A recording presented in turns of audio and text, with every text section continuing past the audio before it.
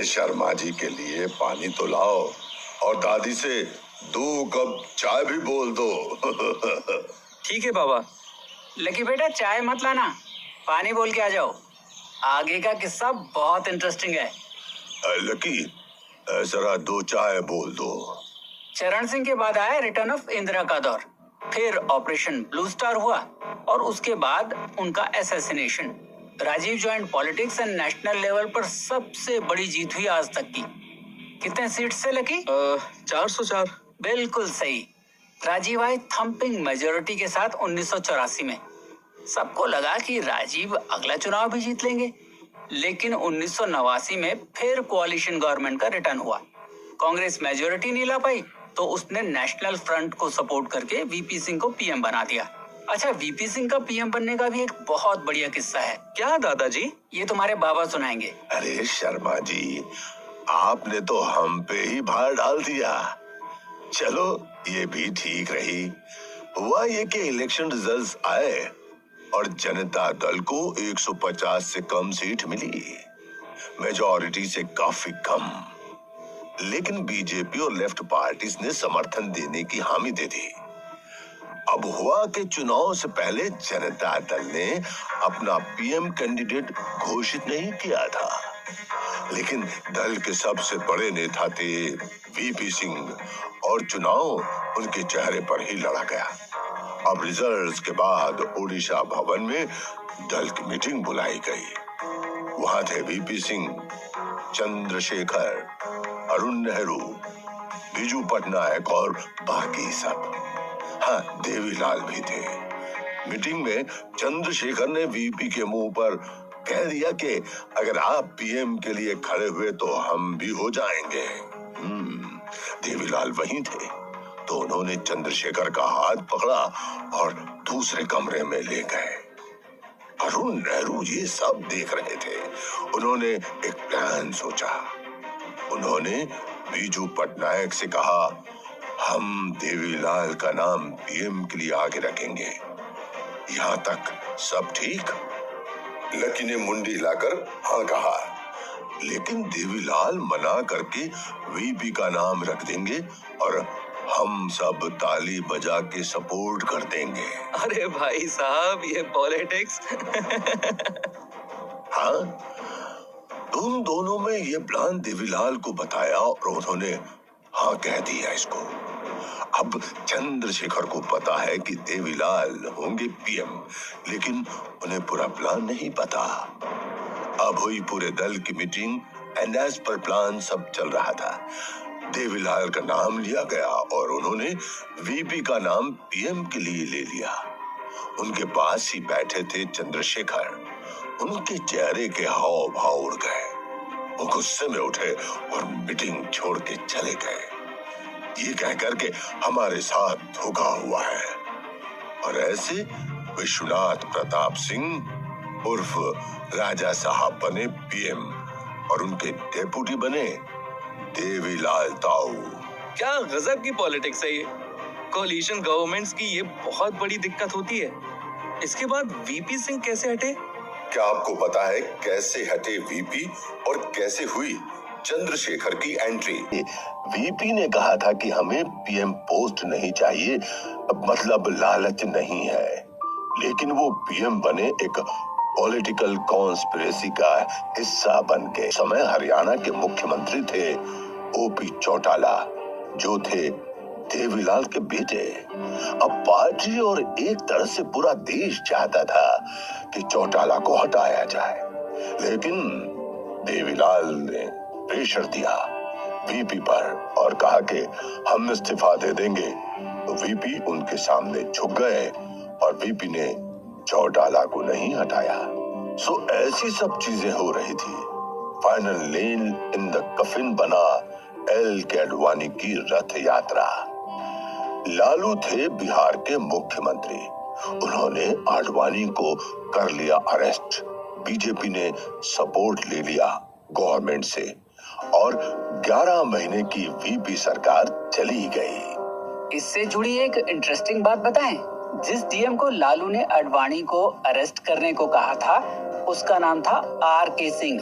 जो मोदी कैबिनेट में मंत्री बने। यस। अरे रे, क्या बात है। तो इसके बाद आया चंद्रशेखर का टाइम। हाँ, वीपी गवर्नमेंट के कोलैप्स के बाद उन्होंने भी जनता दल छोड़ दी और अपनी पार्टी जनता पार्टी समाजवादी बना ली। उनके साथ 60 से भी ज्यादा सांसदों ने जनता दल छोड़ा और चंद्रशेखर की पार्टी ज्वाइन कर ली। चंद्रशेखर के पास नंबर तो नहीं थे सरकार बनाने के लिए, लेकिन कांग्रेस के बाहर से समर्थन से चंद्रशेखर पीएम बन गए। पूरे 8 महीने सरकार नहीं चली और कांग्रेस ने सपोर्ट खींच लिया और सरकार गिरा दी। हालांकि चंद्रशेखर उसके बाद भी एक्टिव रहे पॉलिटिक्स में। 2004 में भी सांसद बने, लेकिन पीएम ना बन सके। फिर राव साहब के बाद लगातार पीएम चेंज हुए। हाँ बेटा, राव के बाद 13 दिन के लिए अटल बिहारी वाजपेयी आए, क्योंकि बीजेपी सबसे बड़ी पार्टी के तौर पर उभरी थी 1996 में। वाजपेयी अपना बहुमत साबित नहीं कर पाए तो वो ट्रस्ट वोट नहीं जीत पाए। उन्होंने कई लीडर्स से बात की। मायावती ने लास्ट मिनट सपोर्ट देने से मना कर दिया। सरकार गिर गई तो दूसरी पार्टीज ने कहा कि हम मिलकर सरकार बनाते हैं। सीपीआई-एम के नेता और उस समय के बंगाल के सीएम ज्योति बासु से पूछा गया कि वो पीएम बनेंगे, तो पार्टी ने मना कर दिया। हालांकि बसु ने बाद में पीएम की पोस्ट को मना करने को बड़ा ब्लंडर कहा था। हिस्टोरिक ब्लंडर कहा था उन्होंने। हाँ, बिल्कुल यही। तो अनएक्सपेक्टेडली एचडी देवेगौड़ा सीएम से पीएम बन गए। 10 महीने तक सरकार चली और कांग्रेस ने सपोर्ट वापस ले लिया और सरकार गिर गई। कांग्रेस बाहर से समर्थन कर रही थी। फिर दूसरे United front leader Indra Kumar Gujral PM बन गए। जितना हमें याद है, इस गवर्नमेंट को भी कांग्रेस ने ही कोलैप्स करवाया था ना। हाँ, कांग्रेस ने बाहर से समर्थन दिया था गुजराल सरकार को, लेकिन 7 महीने बाद उन्होंने समर्थन वापस ले लिया राजीव गांधी असैसिनेशन इशू पर। और उसके बाद वो आए। उसके बाद रिटर्न हुआ वाजपेयी का अनलकी नंबर 13 का। 13 का क्या है इसमें? पहले वाजपेयी कितने टाइम पीएम रहे? 13 दिन। दूसरी बार 13 महीने। अच्छा, अनलकी 13। हाँ, तो वाजपेयी मतलब बीजेपी के पास मैंडेट तो था नहीं, तो उन्होंने कोalition गवर्नमेंट बनाई, अपना बहुमत साबित किया और सरकार चल पड़ी। दिक्कतें आई, बट फिर भी आगे चलता रहा। 13 महीने बाद नो कॉन्फिडेंस मोशन लाया गया। वाजपेयी गवर्नमेंट के अगेंस्ट में जो वो 1 वोट से हार गए। इस कोलैप्स को किसने इंजीनियर किया था? किसने? सुब्रमण्यम स्वामी। कैसे? क्या आप जानते हैं ये सब कैसे हुआ था? जब वाजपेयी को ट्रस्ट वोट फेस करना था तो उन्होंने AIADM के लीडर जयललिता और सोनिया की मीटिंग करवाई और AIADMK को सपोर्ट करने से रोक लिया। ऐसे वाजपेयी गवर्नमेंट 1 वोट से गिर गई। 1999 में एनडीए को मैंडेट मिला और वाजपेयी ने पूरा टर्म कंप्लीट किया और बाद में स्वामी बीजेपी में आ गए। क्या ही चल रहा है राजनीति में? तभी अंदर से आवाज आई और लकी चाय लेने चला गया। दादाजी, चाय। फिर आए ईयर्स ऑफ यूपीए। क्या है यूपीए की कहानी बाबा? वाजपेयी लॉस्ट और यूपीए फॉर्म हुआ। 14 पार्टी इंक्लूडिंग कांग्रेस ने यूपीए बनाया। पोस्ट पोल अलायंस था। ये लेफ्ट पार्टीज ने बाहर से सपोर्ट दिया गवर्नमेंट को। अब बारी आई कांग्रेस को पीएम चुनने की। पूरी पार्टी ने कहा कि सोनिया पीएम बने, लेकिन बीजेपी ने इसका विरोध किया। सुषमा स्वराज और उमा भारती ने कहा हम अपने बाल मुंडवा लेंगे और हिंदू विडो की तरह रहना शुरू कर देंगे अगर सोनिया पीएम बनी तो। और फिर सोनिया ने मनमोहन को पीएम बना दिया। तो मतलब वो बीजेपी के आगे झुक गई? इसकी भी कॉन्स्पिरेसी थ्योरीज हैं। कहते हैं कि राहुल ने दबाव दिया था कि सोनिया पीएम ना बने क्योंकि राजीव का असैसिनेशन हुआ था, इसलिए वो नहीं बनी। बट कुछ कंफर्म नहीं है। खैर, सरकार बनी और चलने लगी, लेकिन खींचतान तो होता ही है कोalition में।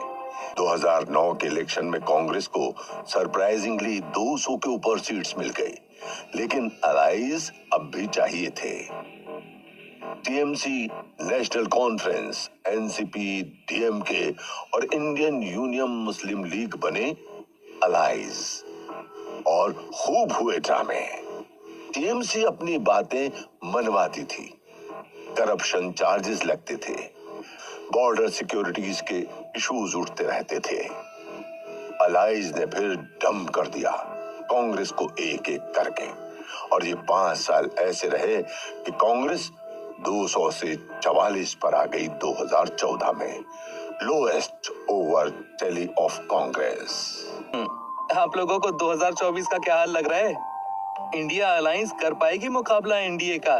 देखो, मोदी के पास एज तो है, पॉपुलरिटी भी है, काम से भी आदमी संतुष्ट लग रहा, आइडियोलॉजी से जुड़े जो मुद्दे थे वो भी सेटल कर दिए गए, राम मंदिर का बहुत बड़ा बूस्ट है, कोई ऐसा करप्शन का चार्ज नहीं है, और सबसे बड़ी बात, सामने कोई बड़ा कॉम्पिटिटर भी नहीं है।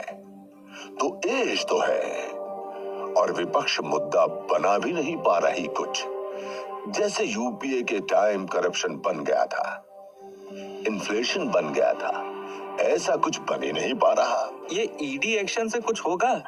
ये मुद्दा बन सकता है ऑपोजिशन के लिए। ये लोगों से जुड़ा मुद्दा थोड़ी है, लोगों को तो लगता ही है कि नेता करप्ट होता है, लोग तो खुश हैं कि एक्शन हो रहा, इससे मोदी की इमेज पर डेंट तो आ रहा, बट इतना नहीं कि वो बीजेपी के लिए दिक्कत की बात हो। बाकी